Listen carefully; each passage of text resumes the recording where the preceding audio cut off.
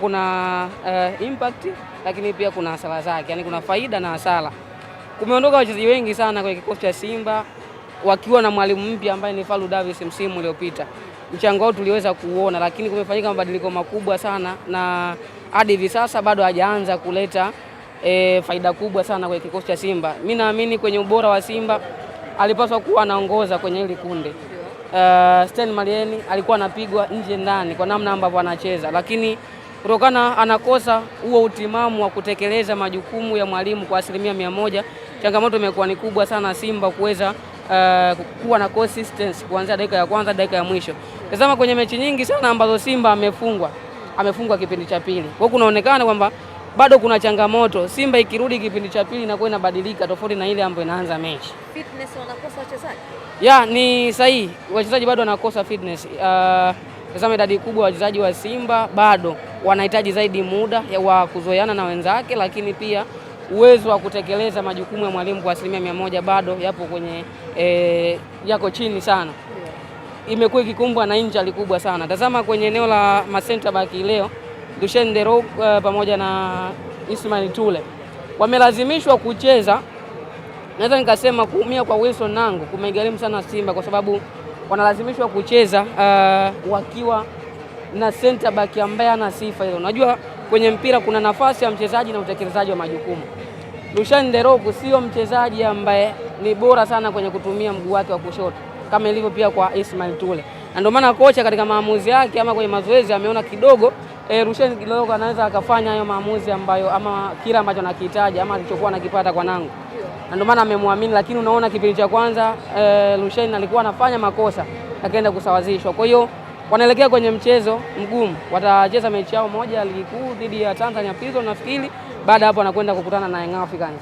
Endapo hakutokuwa na improvement kubwa kwa namna ambavyo timu inacheza, huenda wakaenda kupoteza kwa mara nyingine. Kwa hiyo Steven Becker bado ana kazi kubwa ya kufanya. Nadhani katika malengo yake ya kushinda mchezo wa kwanza katika uwanja wa Benjamin Mkapa msimu amefanikiwa. Lakini kwa namna ambavyo timu inacheza bado kuna kazi kubwa ambayo anapaswa kuifanya. Bao la Oura unalizungumziaje? Uwezo binafsi ama ni timu? Nadhani ni uwezo binafsi. Najua kuna mchambuzi aliandika kwamba Simba imemsajili mchezaji ambaye hajacheza msimu mzima. Nikamwambia hicho si kigezo cha kumfanya Enseti Oula akashindwa kwenda kuperform.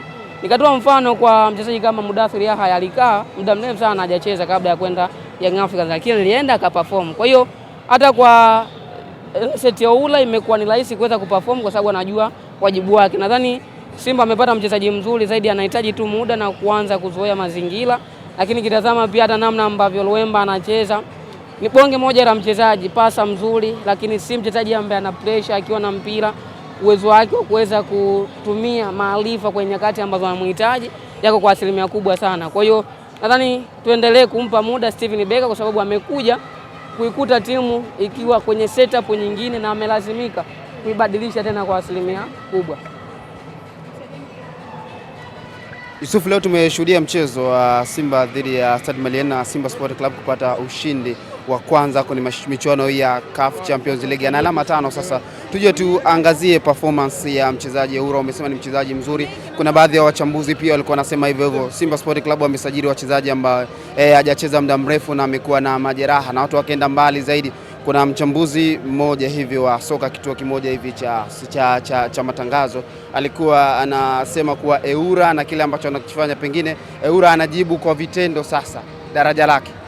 Nadhani anajibu kwa vitendo. Kumbuki hata wakati Lucien anakuja kwenye kikosi cha Simba alisema si mchezaji ambaye atapata muda mwingi wa kucheza kutokana na majelambo amekuwa kimkumba.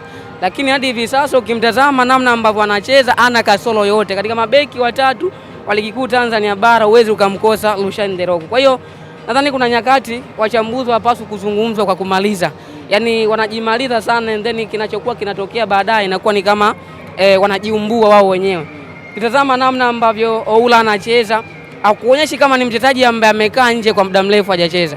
Na amekuja akachukua imani ya wale ambao walikuwepo kina Elim Panzu, kina Kibu Denis Prosper, moja kwa moja ameingia kwenye kikosi. Na namna ambavyo anaperform, anafunga goli lake la pili mfululizo kwenye michuano ya kimataifa. Kwa unakuwa unatafuta kigezo labda cha kumlaumu Oula kwa kiwango ambacho amekuwa nacho unakikosa. zaidi kunahitajika sasa namna ya kuitengeneza chemistry ya timu kwa ujumla, sababu kwa hivi sasa Simba inacheza kwa ubora wa mchezaji mmoja mmoja, namna ambavyo wachezaji wenyewe wanajituma, lakini bado unakosekana ule muunganiko wa kuunganisha tabia za Chama, kuunganisha tabia za Alassane Kante, Kagoma na kupata kitu kimoja katika hao wachezaji. Namna ambavyo Simba inacheza kwa hivi sasa, endapo Kagoma akaumia, itakuwa kwenye wakati mgumu sana, kwa sababu eneo la katikati kwa hivi sasa wanamtegemea zaidi Kagoma. Alassane Kante nadhani kuna namna ambavyo utekelezaji wake wa majukumu umepungua kwa asilimia kubwa. Kwa hiyo nadhani tuendelee kumpa muda Steven Becker, anajua nini ambacho anakifanya na anajua nini ambacho mashabiki wa Simba wanakihitaji. Kwa hiyo nadhani tukitazama kwa kikosi cha Simba kwa ujumla, kila mchezaji anacheza kwa daraja lake. Bado kinachobaki ni kwa Steven Becker kuunganisha tabia za wachezaji wote na kupata kitu kimoja. Eneo la mwisho, Soa bado amekuwa na wakati mzuri sana. Nadhani kwenye mechi 3 zilizopita alikuwa anapewa nafasi zaidi Kibu Denis Prosper. Lakini kwenye mchezo miwili, kwa mchezo wa KMC na wa leo, amelazimika kwenda na Selemani Mwalimu kwa sababu Kibu anakosekana. Kwa hiyo hadi Mwalimu analazimisha kwenda na force number 9, maana yake anathibitisha kuna kitu ambacho anakikosa kutoka kwa hao wachezaji ambao wako kwenye hao maeneo. Kwa hiyo nadhani Steven Becker bado ana muda wa kuendelea kufanya, kwa sababu changamoto ambayo Simba inawakuta ni kwamba nyakati ambazo wanapaswa kukiseti kikosi chao kiweze kurejea kwenye ule mfumo, ndio nyakati ambazo wanahitajika pia kuthibitisha kwenye pichi. Ndio nyakati ambazo pia anapaswa kwenda uwanjani na akacheza kuonyesha nini ambacho uko nacho. Kwa hiyo kinachotokea, kuna nyakati wanazidiwa ubora kwa sababu wako kwenye kujiset up. Kuna wanazidiwa kwenye baadhi ya matukio, kushindwa kufika kwa wakati, na ndio maana wakati mwingine mpinzani ananufaika. Tumalize na hili Elie Mpanzu Kibisawala, pengine kwa kuna maneno mengi hivi, na leo tumemwona akicheza kwa dakika zote, kwa dakika takriban dakika 75 hivi ya mchezo. Pengine yale maneno ambayo yanaendelea mtandaoni yanamtoa kama Elie Mpanzu kwa performance yake leo alivyoonyesha, na vile ambavyo vinavyoendelea vinamwathiri kwa namna moja au nyingine, Yusuf? Vinamwathiri kwa sababu anaona kinachoendelea, lakini kwa mchezaji ambaye ni professional anajua haya ni maisha ambayo yapo. Mimi binafsi wakati naanza uchambuzi, kuna baadhi ya comment nilivyokuwa nazisoma zilikuwa zinanitoa kabisa kwenye kile ambacho nakifanya, lakini ilifika wakati nikagundua kwamba haya ndio maisha ya mitandao. Tukirudi kwa mchezaji kama Fiston Kalala Mayele ambaye msimu uliopita ndo alikuwa mchezaji bora barani Afrika, this time amecheza karibia mechi 19 na bao hata moja. Kwa hiyo inathibitisha kwamba ni maisha ambayo wachezaji wanayapitia.